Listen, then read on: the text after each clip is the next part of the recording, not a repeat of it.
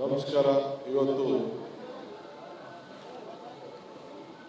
219ನೇ ಫಲಪುಷ್ಪ ಪ್ರದರ್ಶನ ಬೆಂಗಳೂರಿನಲ್ಲಿ ನಮ್ಮ ಲಾಲ್ಬಾಗ್ನಲ್ಲಿ ನಡೀತಾ ಇದೆ. ಈ ಲಾಲ್ಬಾಗ್ ಬಹಳ ದೊಡ್ಡ ಇತಿಹಾಸ ಇದೆ. ನೂರಾರು ವರ್ಷಗಳಿಂದ ಕರ್ನಾಟಕ ರಾಜ್ಯದ ಇದೊಂದು ದೊಡ್ಡ ಆಸ್ತಿ. ತೋಟಗಾರಿಕೆ, ಫಲ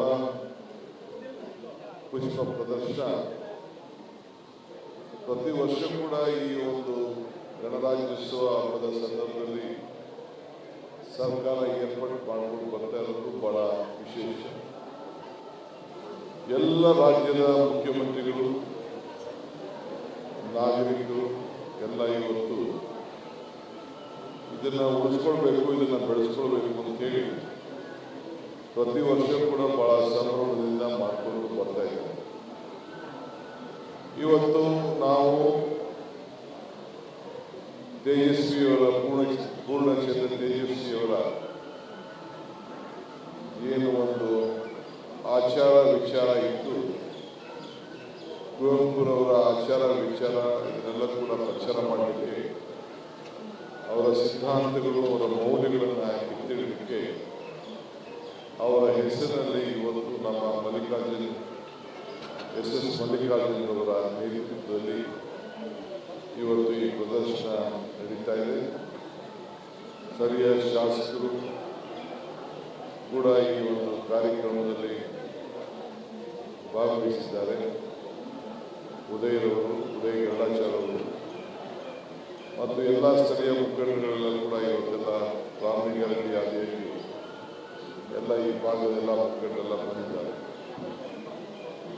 ನಮ್ಮ ರಾಜ್ಯದಿಂದ ಸುಮಾರು ಇಂಟರ್ನ್ಯಾಷನಲ್ ಮಟ್ಟಕ್ಕೆ ಈ ಹೂವು ತರಕಾರಿ ಹೊರಗಡೆ ಕಳಿಸಲಿಕ್ಕೆ ಈಗಾಗಲೇ ಸುಮಾರು ಒಂದು 17 ಫ್ಲೈಟ್ಗಳು ಹೊರಗಡೆ ದೇಶಕ್ಕೆ ಪ್ರತಿ ವಾರ ಕೂಡ ಹೋಗ್ತಾ ಇದೆ ಅನ್ನೋ ಒಂದು ಮಾಹಿತಿ ನಮಗೆ ದಾಖಲೆಗಳಲ್ಲಿ ಇವತ್ತು ಇದೆ. ಅಂತಾರಾಷ್ಟ್ರೀಯ ಮಟ್ಟದ ಒಂದು ಫಲ ಮತ್ತು ಹೂವಿನ ಮಾರುಕಟ್ಟೆಯನ್ನು ಕೂಡ ಈಗಾಗಲೇ ಬೆಂಗಳೂರಿನಲ್ಲಿ ನಾವು ಏರ್ಪಾಡು ಮಾಡಿ ಅದಕ್ಕೆ ಒಂದು ಹೊಸ ರೂಪವನ್ನು ನಾವು ಕೊಡ್ತಾ ಇದ್ದೇವೆ. ಕ್ಯಾಬಿನೆಟ್ನಲ್ಲಿ ನಮ್ಮ ಅರಣ್ಯ ಇಲಾಖೆಯ ಒಂದು ಜಾಗವನ್ನು ಸುಮಾರು 200-300 ಎಕರೆ ಜಾಗವನ್ನು ಉತ್ತರ ಬ್ಯಾಂಗ್ಳೂರಿನಲ್ಲಿ ಇದೇ ರೀತಿ ಒಂದು ಹೊಸ ಲಾಲ್ಬಾಗನ್ನು ಬಸವಣ್ಣವರ ಹೆಸರಿನಲ್ಲಿ ಇಡಬೇಕು ಅಂತೇಳಿ ತೀರ್ಮಾನ ಮಾಡಿ ಈ ವರ್ಷ ನಮ್ಮ ಸರ್ಕಾರ ಒಂದು ತೀರ್ಮಾನ ಮಾಡಿದೆ. ಅರಣ್ಯ ಇಲಾಖೆಯವರು ಅದಕ್ಕೆ ಹಣವನ್ನು ಕೊಡ್ತಾ ಇದ್ದಾರೆ.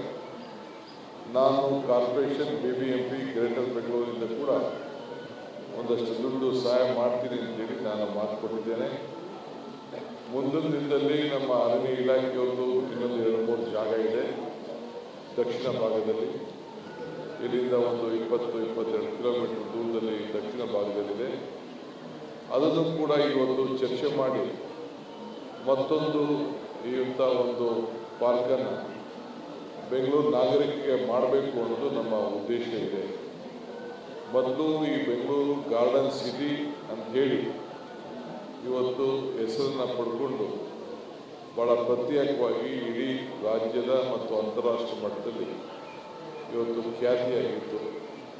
ಇವತ್ತು ಬೆಂಗಳೂರಿನ ಎಲ್ಲ ಪಾರ್ಕ್ಗಳನ್ನು, ದೊಡ್ಡ ದೊಡ್ಡ ಪಾರ್ಕ್ಗಳನ್ನು ನಾನು ಈಗಾಗಲೇ ಭೇಟಿ ಕೊಟ್ಟು ಸಾರ್ವಜನಿಕರು ಅಲ್ಲಿ ಯಾವ ರೀತಿ ಉಪಯೋಗವನ್ನು ಮಾಡಿಕೊಳ್ತಾ ಇದ್ದಾರೆ ಅಂತೇಳಿ ನಾನು ಅನೇಕ ಅಭಿವೃದ್ಧಿ ಕೆಲಸದ ಬಗ್ಗೆ ಈಗಾಗಲೇ ನಾನು ಸೂಚನೆಯನ್ನು ಕೂಡ ನಾನು ಕೊಟ್ಟಿದ್ದೇನೆ. ಇದನ್ನು ಕಾಪಾಡಬೇಕು. ಈ ಮಧ್ಯದಲ್ಲಿ ಇಲ್ಲಿ ಡ್ಯಾಮೇಜ್ ಆಗ್ತದೆ ಮೆಟ್ರೋ ಇದೆ ಅಂತೇಳಿ ಕೆಲವು ರಾಜಕಾರಣ ಮಾಡಲಿಕ್ಕೆ ಪ್ರಯತ್ನ ಮಾಡೋದು, ಅದು ಯಾರು ಆತಂಕ ಪಡಬೇಕಾದಿಲ್ಲ. ಬೇರೆಯವ್ರಿಗಿಂತ ನನಗೆ ಅದ್ರ ಬಗ್ಗೆ ಹೆಚ್ಚಿಗೆ ಆಸಕ್ತಿ. ಇದು ನಮ್ಮ ಐತಿಹಾಸಿಕವಾದಂಥ ಇದನ್ನು ಕಾಪಾಡ್ಕೊಂಡು ಹೋಗಲಿಕ್ಕೆ ನಾವೆಲ್ಲ ಥರದ ಭದ್ರತೆಯನ್ನು ನಾವು ಕಾಪಾಡ್ಕೊಂಡು ಹೋಗಿದ್ದೇವೆ. ಯಾವುದು ಡ್ಯಾಮೇಜ್ ಆಗೋದಿಲ್ಲ, ಏನೂ ಆಗೋದಿಲ್ಲ.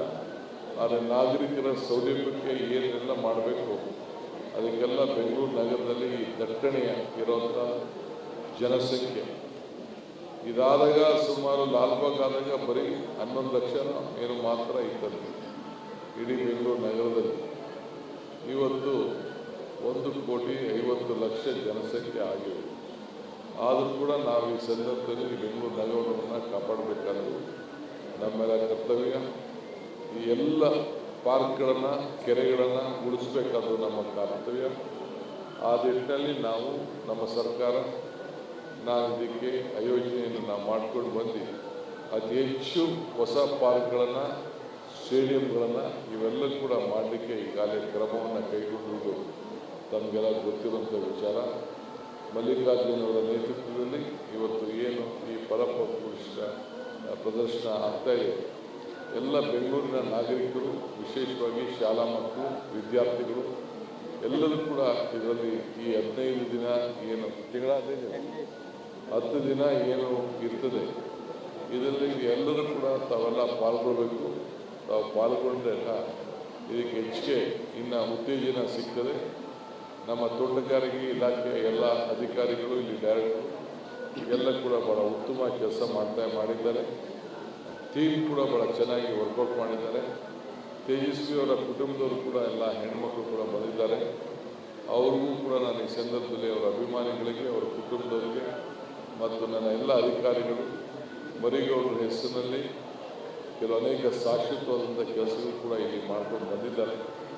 ಅವರೆಲ್ಲರೂ ಕೂಡ ಈ ಸಂದರ್ಭದಲ್ಲಿ ನಾನು ಅಭಿನಂದಿಸಿ, ಶುಭ ಹಾರೈಸಿ, ಈ ಕ್ಷೇತ್ರದ ಶಾಸಕರಿಗೆ, ರಾಮಲಿಂಗಾರೆಡ್ಡಿ ಅವರಿಗೆ ಮತ್ತು ಯುವರಾಜಾದಿಯಾಗಿ ಎಲ್ಲರೂ ಕೂಡ ಈ ಸಂದರ್ಭದಲ್ಲಿ ನಾನು ಅಭಿನಂದಿಸಿ, ಮತ್ತೆ ನಮ್ಮ ಮಲ್ಲಿಕಾರ್ಜುನರವರ ಮುಖಂಡತ್ವದಲ್ಲಿ ಏನು ನಡೀತಾ ಇದೆ ಸಹಜಕ್ಕೆ ಸರಿಯಾದ ರೀತಿಯಲ್ಲಿ ಉಪಯೋಗ ಆಗಬೇಕು ಅನ್ನೋದು ನಾನು ಬಯಸಿ ನಿಮ್ಮೆಲ್ಲರೂ ಕೂಡ ಶುಭವನ್ನು ಹಾರೈಸ್ತೇನೆ. ನಮಸ್ಕಾರ.